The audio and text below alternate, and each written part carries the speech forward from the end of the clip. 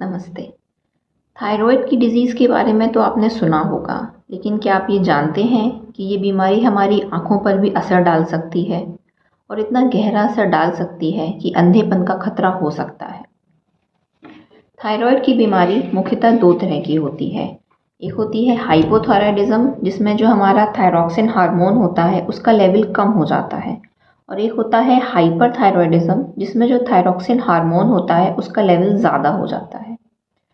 जो हाइपरथायरॉयडिज्म है उसे हम लोग ग्रेव्स ऑफ्थेल्मोपैथी भी कहते हैं, और यही एक कंडीशन है जो कि मुख्यतः थायरॉयड आई डिजीज़ के साथ एसोसिएटेड होती है।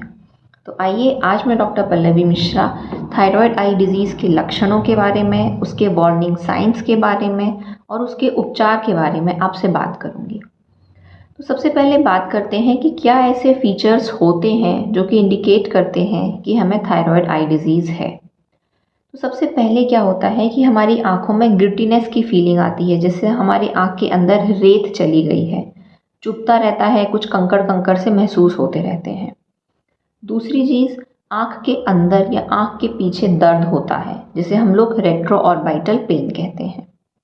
तीसरा, हमारी आँखों में इरिटेशन होती है और हमारी ये जो सफ़ेद हिस्सा होता है, जो कंजंक्टिवा वाला जो पार्ट है, उसमें लाली आ जाती है, जिसे हम लोग जैसे कि रेडनेस हो जाती है। चौथी बात, हमारी आँखों में ड्राइनेस हो सकती है, सूखापन हो सकता है और आँखों से बहुत ज़्यादा आंसू भी आ सकते हैं, जो कि एक्स्ट्रा टीयरिंग हो सकती है। तो ड्राइनेस भी एक सिम्टम है और एक्स्ट्रा टीयरिंग भी एक सिम्टम है। जो हमारी पलकें होती हैं ये पफ़ी हो जाती हैं, ये सूज जाती हैं। तो जो नीचे के जो बैग्स होते हैं ये ऐसा लगता है कि बहुत ज़्यादा आँखों में सूजन है या हम अभी सो कर उठे हैं, और ऊपर वाली पलक की भी सूजन आ जाती है। इसके अलावा हमें कुछ जो एक्सट्रीम सिचुएशंस में जब बीमारी बहुत ज़्यादा बढ़ जाती है, तो हमारी जो आँखें हैं वो बाहर की तरफ निकलने लगती हैं, जिसे कि हम लोग प्रोप्टोसिस कहते हैं, और कभी कभी हमें 2 दिखते हैं, या जो डिप्लोपिया होता है। अब ये जो प्रोप्टोसिस और डिप्लोपिया क्यों होता है, देखिए थायराइड एक ऑटो इम्यून डिजीज़ है।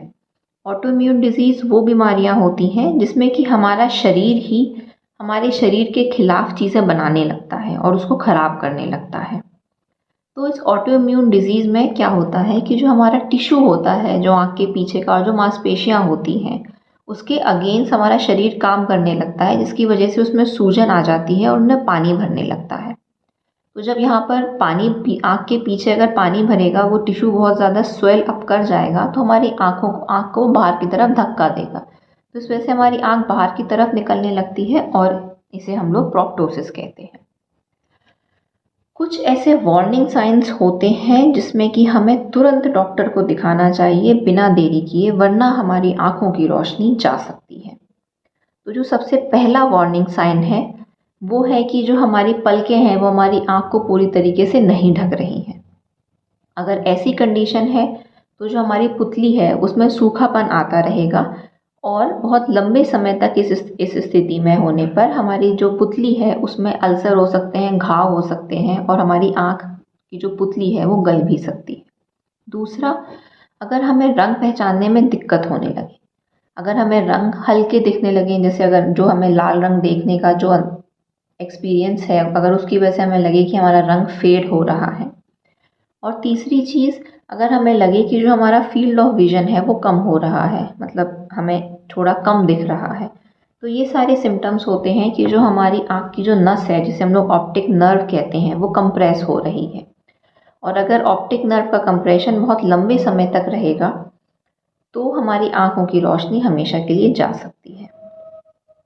अब आइए बात करते हैं कि ऐसे कौन से लोग होते हैं जो ज़्यादा प्रोन होते हैं, जो ज़्यादा रिस्क में होते हैं थायराइड आई डिज़ीज़ के। सबसे पहले फीमेल जेंडर, जो फीमेल्स होती हैं वो ज़्यादा प्रीडिस्पोज्ड होती हैं थायराइड आई डिज़ीज़ के डेवलपमेंट के लिए। दूसरा, जो स्मोकर्स होते हैं, जो लोग स्मोक करते हैं, उन्हें 8 गुना ज़्यादा रिस्क होता है थायराइड आई डिज़ीज़ का। तीसरा, अगर आपका रेडियो आयोडीन ट्रीटमेंट हो रखा है, वो लोग भी ज़्यादा रिस्क पर होते हैं थायराइड आई डिज़ीज़ के। और चौथा, जेनेटिक फैक्टर है जो कि नॉन मॉडिफाइबल है, उसमें हम कुछ नहीं कर सकते हैं। अब इसके उपचार के लिए हमें क्या करना चाहिए?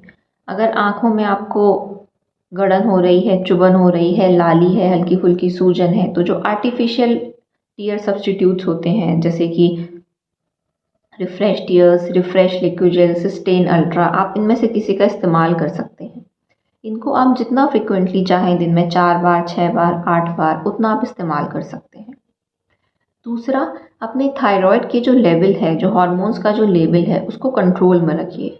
जितना ज़्यादा फ्लक्चुएशन होगा थायराइड आई डिज़ीज़ के डेवलपमेंट की और उसके वर्सन होने की संभावना उतनी ही ज़्यादा होगी। कोशिश करिए कि रेडियो आयोडीन का ट्रीटमेंट आपको ना लेना पड़े, पर अगर वो चीज़ ज़रूरी होती है तो आप उसको अवॉइड नहीं कर सकते हैं।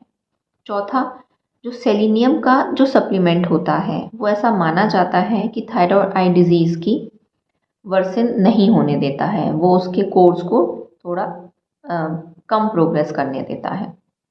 इसके अलावा कोई भी समस्या होने पर अपने डॉक्टर से मिलें, एंडोक्राइन स्पेशलिस्ट से मिलें, अपने आई स्पेशलिस्ट से मिलें और वो जो भी सलाह दें उसको फॉलो करें। मिलते हैं अगले वीडियो में, तब तक के लिए नमस्कार।